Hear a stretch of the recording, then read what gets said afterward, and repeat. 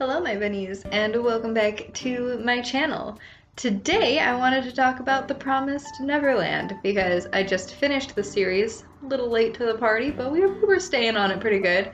And I wanted to talk about how I felt about it and my general thoughts on it. This isn't a review by any means, but I definitely wanted to talk about it. So obviously if you have never seen The Promised Neverland, then what are you doing here? Go watch the show first. It's only 12 episodes. They're all on Crunchyroll, I believe, Funimation. You're able to find them. Go watch them. I don't know what you're doing here. But I'm not someone who watches horror anime, or I do like mystery anime, but anything horror related, I'm not generally a fan of. So if this anime keeps me invested for as long as it did, I think that's a pretty good thing. Because from the first episode, it really draws you in and it keeps you going all the way to episode 12.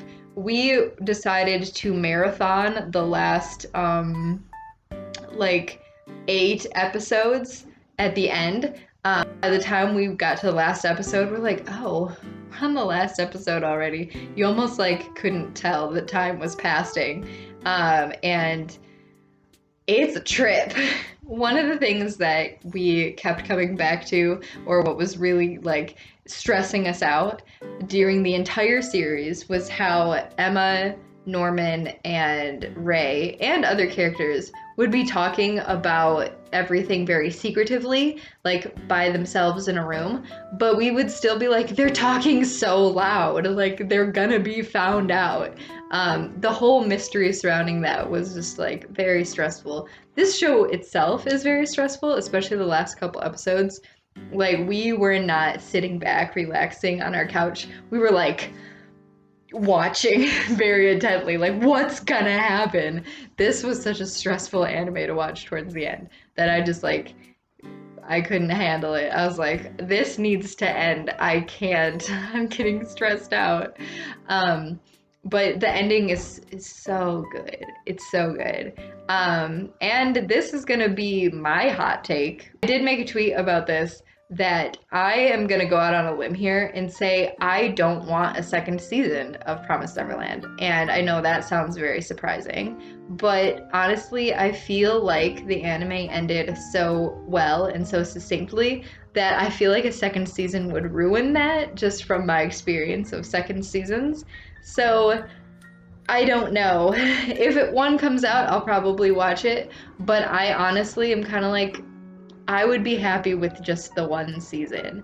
I don't need to know the answers. I'm just happy of how it ended, you know? I don't need to know what's going on. Actually, you know what? I'm gonna put spoilers in this, because if you should have watched all the episodes before you watch this, but this is a spoiler alert in case you haven't watched it all. Here we go. I'm really just happy that they escaped. I was so stressed out about it, that like they weren't gonna make it, or that something was gonna happen. I'm just happy that they escaped, and I'm kind of glad they didn't leave on a cliffhanger. It just kind of ends, and it's like, okay. I would like to just imagine that everything turned out great, and it doesn't matter. I don't need to know what the monsters are, or their history, or how they got here, or what's going on. I don't need to know all that. I got good enough backstories. I'm fine. To be honest, like, all right, so let's talk about Mom. Let's talk about Isabella real quick. She is a very weird character. She's a very interesting character. I feel a little bit sad for her, but she still killed a lot of kids, so not sure exactly how to feel about her. To be honest, at that very end point when she was standing on the wall and she like let them go, I thought she was gonna die. I thought she was gonna jump off the wall. This anime really, like, you can't predict what happens. I didn't predict her breaking Emma's leg. That was brutal. Like, everything she's done was so mysterious, so you could never predict what she was gonna do, that at the end, I thought she was gonna jump off the wall. They didn't shy away from showing anything, so I was like, she gonna die. I mean, what does she have to live for at that point? Is kind of what I kept thinking. Like, she has nothing to live for. Her house burned down. She lost a lot of kids. Like, she's probably dead already. She's gonna be replaced, so she's probably gonna die. But then she came back. She came back for her children that were still there. And who knows what's gonna happen to her, but at least for now I can hope that she's just like a kind of a better person for it. I don't know, man. I don't know. Obviously, one of the big reveals is that Ray is her child, and that was really surprising. But at the same time, she was very willing to send him to the slaughter. So it was weird, but also like she was gonna kill him, so not a great reveal. But I did realize, actually, when Isabella was talking to Emma and was trying to convince her to become a mom, and she was like, grow up, go through training, have a kid, and then get a house of your own. I noticed that she had snuck in that have a child part, and I was like, oh, these moms are really moms. Like, they have kids. Somehow I guess someone has to have the kids, so I guess the moms actually do have the kids. I don't know, man. That's a weird thing. I don't know. So I was not surprised that she was a mother. I was more surprised that it was Ray, although they did kind of lead up to that. But it was very interesting, I think. And let's talk about Sister Crone, because I was not expecting her to die, but she did, and her backstory was very confusing to me. I actually think both backstories of Isabella and Crone were very very confusing, because they were just kind of like flashbacks without any sound, without any talking or whatever. So everything was up to interpretation as to what they were. Sister Crone's was like I still don't understand her motivations. Like, I understand kind of, or what I'm assuming is that she wanted Isabella's place because she runs the best farm. So if she has her place, then she's gonna do really well, and then she'll be appreciated like Isabella's appreciated. But little did you know that Grandma had a plan the whole time, and Isabella's part of that plan. It just made it more confusing, man. I don't know. But I'm sad she's dead, because she was actually kind of a cool character. From the start, she was crazy and weird, but she was endearing in that way, and yeah, she was gonna help them. So, I don't know. She was weird. Also, let's quickly talk about our boy Phil. Or let's just talk about the escape in general, and we'll get to Phil while talking about it. Like, I did not expect Norman to die. Part of me I was very split. I was like, either Norman's gonna die and they're gonna leave it at that, which is what happens, or somehow he's gonna survive and he's gonna find another way to escape. I kind of like that they did go with the fact that he died. It does make it far more real that he couldn't get out of that. But because of his sacrifice and what he found out, they were able to escape. So it is kind of like he was still there with him. And that is, I think that was an interesting take that I didn't expect, but I was happy for it.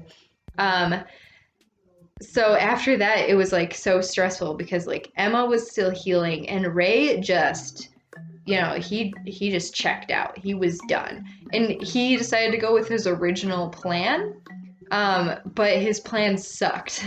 I like that Emma and ultimately Norman came up with a better plan than him, because from the start they were saying that the top kids were Emma, Ray, and Norman, and that Ray and Norman were just like the same kind of smartness. But I like that it proved that like Emma was really the one that was the smartest in the end, and she was the one who came up with the plan, and that her plan worked. She got almost all the kids. Although it was a very interesting take that they decided not to take the kids that were 4 years old and under, because I think from the start it was really confusing. We were like, man, Emma, I don't know. You got good intentions, but I don't know how you're going to take all those kids.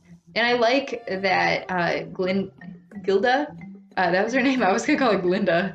That Gilda came up with the idea, and she was like, look, Emma, I don't know if we can take the kids under 4, because like, how do we tell them like there's a lot of children. That's gonna hinder us. And she was like, yeah. And then we got our boy Phil, who Emma was like, hey, should I take them? And he's like, nah, man.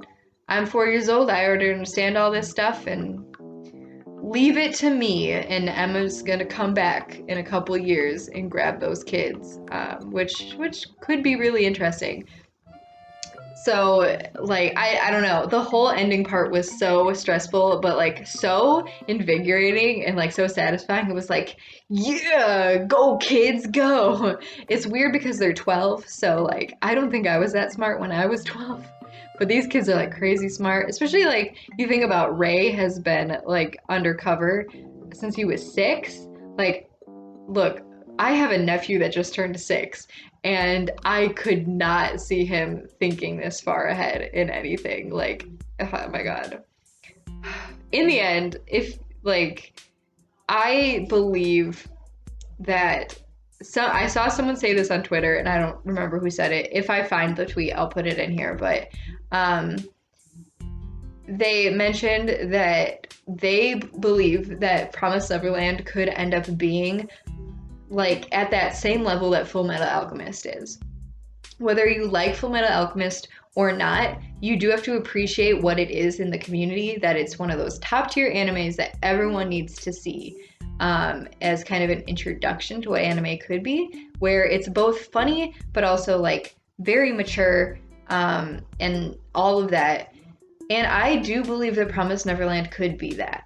Promised Neverland is not one of my favorite animes ever. It's a very good anime, don't get me wrong. It's not my favorite. I'm not sure I would go back to it because it's a little too real, but I think it could be one of those staple animes that people watch when they get into anime. I think it could reach that. And to that extent, I do feel like I'm gonna own it, because we own Full Metal Alchemist and I've only watched it a couple times. I'm not a huge fan of Full Metal Alchemist, but I appreciate it for what it is. And I feel like Promised Neverland is that way too. And finishing up, talking about how I don't really want there to be a second season, to go along with that, although I'm not interested in seeing a second season, I'm very interested in the manga.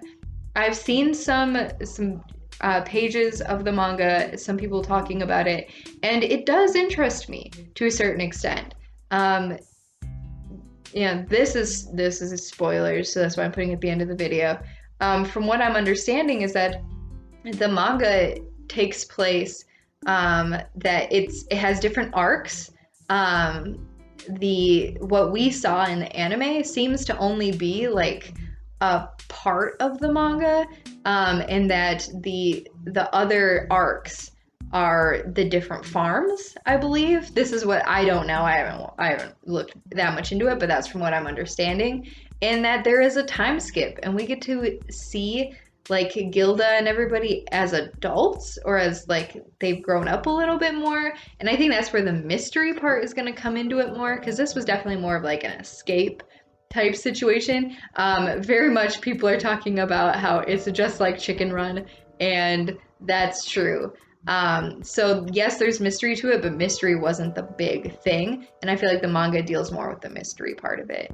And so while I'm not interested in a second season, I'm definitely interested in the manga and what the entire story is. I'm just not sure I'm interested in an anime adaptation of it, but that's just me. That's my hot take. So let me know what you guys think. Have you finished Promised Neverland? Are you watching this video when you've only watched half of the anime? What are you doing? Get on that. But what did you feel about Promised Neverland? And yeah, just tell me that. So I will see you guys in the next video, and I will see you later. Bye!